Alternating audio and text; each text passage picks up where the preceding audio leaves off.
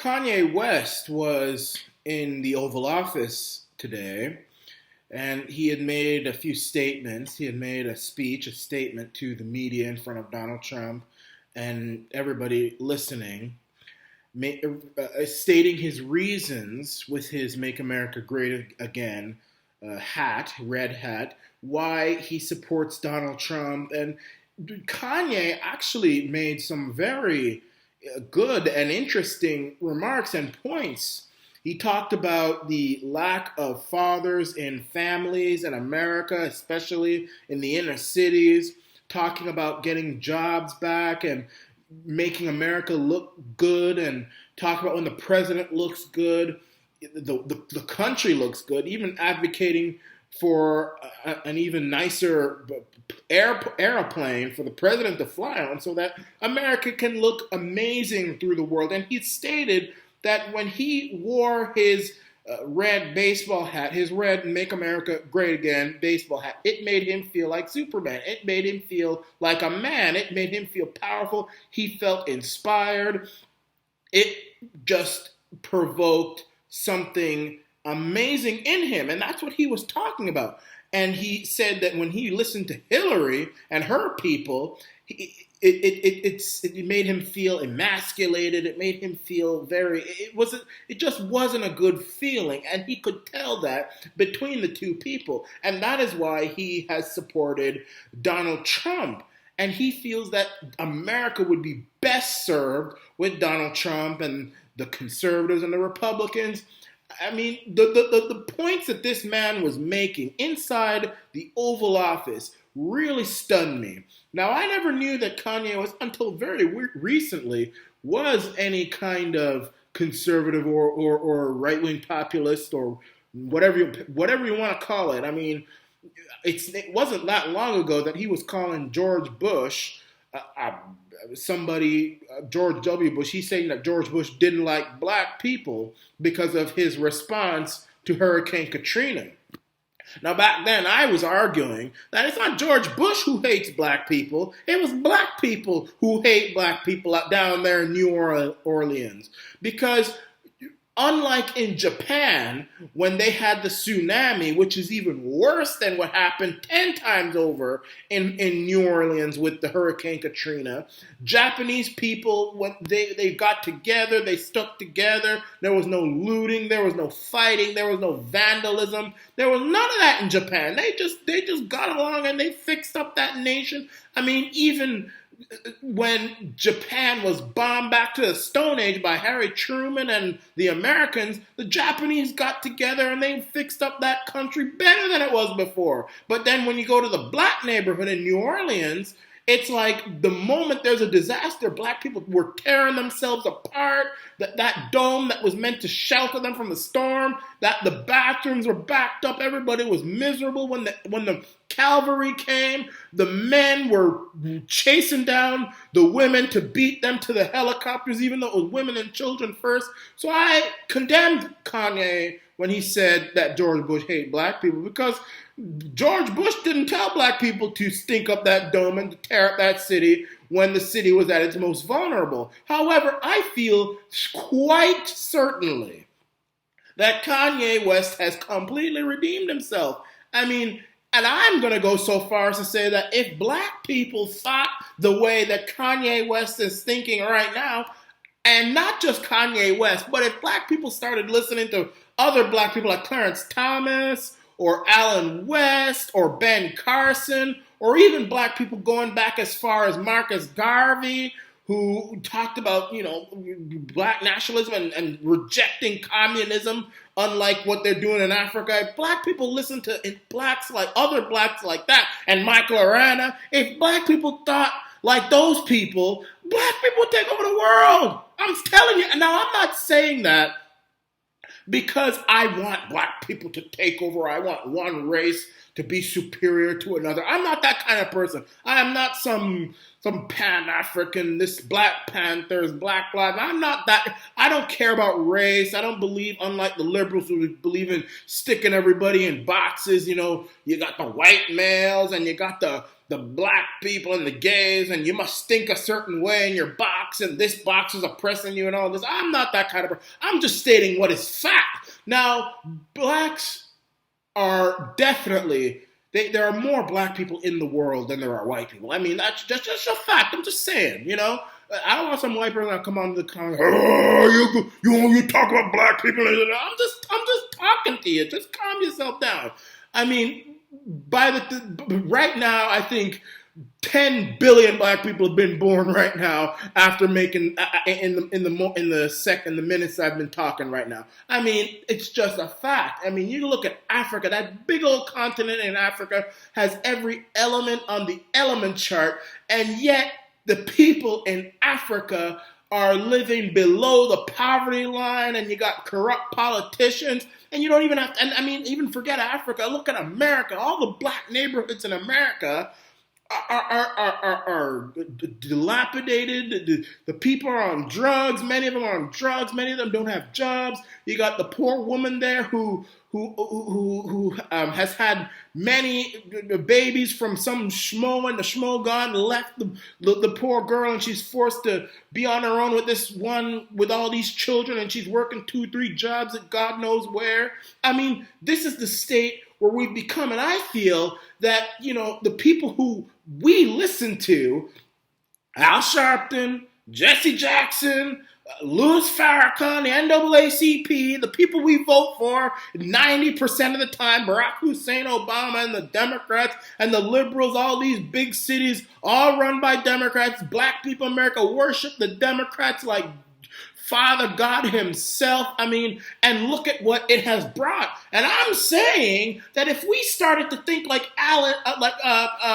Kanye West, talking about, you know, fathers in the home and jobs and making our country prosperous and looking good and, you know, having that type of thought. If you were to listen to how he talked, and if blacks were to think the same way, there would be nothing stopping us. Absolutely nothing. There'd be no racism that could touch us. There could be nothing anyone could say that could hurt us. There's nothing. We would take this planet by the you know what, and we would do something. Yes, we would. And one other thing I want to talk about. I was and I don't really watch CNN that often, but I was watching a clip from CNN, and there was this black woman on CNN talking about how, and she was talking to Chris Cuomo, and she said that when Trump supporters were asked about when America was great, she said that they said that America was great sometime in the 1950s. That was when it was great. And she got all upset and mad, saying that, you know, the 1950s, that was when we were being discriminated against, and we had to drink at separate water fountains, and we had to sit on separate benches and go to separate bathrooms from white people and all this sort of stuff. And I mean, I was watching InfoWars, and Owen Schroyer, he had said that this was not true. No Trump supporter ever said that. And I was thinking to myself, okay, that might be true, but even if they did say that, I'd agree with them. I would, 100%. The 1950s and before were glorious times for America, for black and white people, because when black people back then were forced to stay away from white people and were forced to sit on separate benches and were forced to drink at separate water fountains and all this sort of stuff and all this Jim Crow and all this stuff, when black people were being shunned by white people and the federal government, black people were independent and they did a damn good job of it. Thank you very much. And that is fact. That is fact, my brothers and my sisters. That is fact. That when black people were shunned by the federal government, I mean, you take a look at Harlem, you take a look at Detroit, you take a look at South Central Los Angeles and all those places that are and were a majority black population living in them. When blacks were separated and they were shunned from those societies, let me tell you something about those communities. The streets were clean. The roads were clean. Black people, they weren't in. I mean, yeah, they were still poor and everything, and they were shunned. But you know what they were doing? They were owning businesses. They had clothing stores. They had their own grocery shops. They had their own banks. They had all that sort of stuff. And even Marcus Garvey, someone black people used to listen to before they listened to Al and Jesse and all these destructive people, Marcus was saying, don't give this up. Don't give up your businesses. Don't give up those things. I mean, that's what black people were doing. Harlem, I mean, no crime. There were no drugs. There was none of that in those places. You must be out of your mind. Back then, black music, I mean, when we think of black music now, we think of, oh, you a bitch, you a hoe, my niggas, my this, my that. And I'll admit, some of that music I'm guilty of, sometimes listening to every now and again. Not too much. I prefer my reggae and my soca and my island music. But black music back then, if you ever dare call a black woman a hoe or a bitch in those, I mean, you must be out of your mind. It was Nat King Cole and jazz and all this sort of stuff. And I mean, Friday nights, the Apollo Theater, everybody was dressed up nice in their suits, the polished shoes, black women with their fur coats and their pearls and the hats and their mittens, and they were going out on the town, and everybody was great. There was none of this, having babies at 16, 17 and the man leaving. I mean, you must be out of your cotton picking mind. Back then. And then now you fast forward to the 60s and beyond with Lyndon Johnson and Franklin Roosevelt and all these white Democrat liberals trying to enslave black people economically with their New Deal and the Great Society and their pork in a can and free cheese and food stamps and all this stuff. And look what you got now. Harlem, Detroit, South Central Los Angeles, Jacksonville. I mean, it is a mess. Drugs, crime, poverty. It is sad. And then you got Jesse over there and Al over there talking about get whitey and this and that and whiteness and white people are the devil and all this blasphemous, disgusting language they're talking about. And what has it gotten black people in America? Nowhere. Now, I'm here in Canada now, and I will say that blacks in Canada, at least in Toronto where I am, tend to do better than blacks in America, but that's because, most of the black people that are in the GTA and Ontario, west of the maritime provinces, are either immigrants or descendants of immigrants from Caribbean, African countries.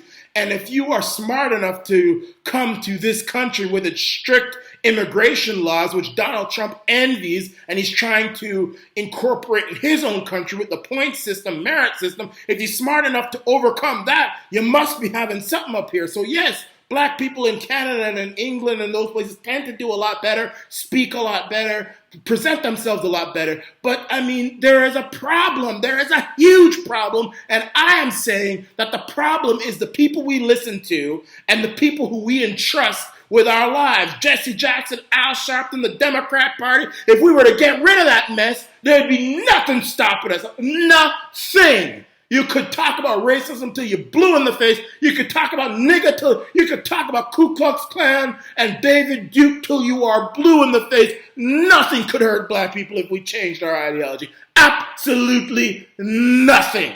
And that's what I'm trying to say. Now, I know I'm going to get people on my comment section calling me Uncle Tom, porch monkey, handkerchief head, Negro. You just you're not really black. What you talking about? You shut up. You don't know anything. Well, if I don't know anything, I'm not thinking like y'all. I'm not listening to Al. I'm not listening to Jesse. I ain't listening to the NAACP. I ain't living in no ghetto. I ain't have no baby mama coming after me for child support, 10 different women. I don't even got one. Some of you guys got 10 baby mamas up your butt.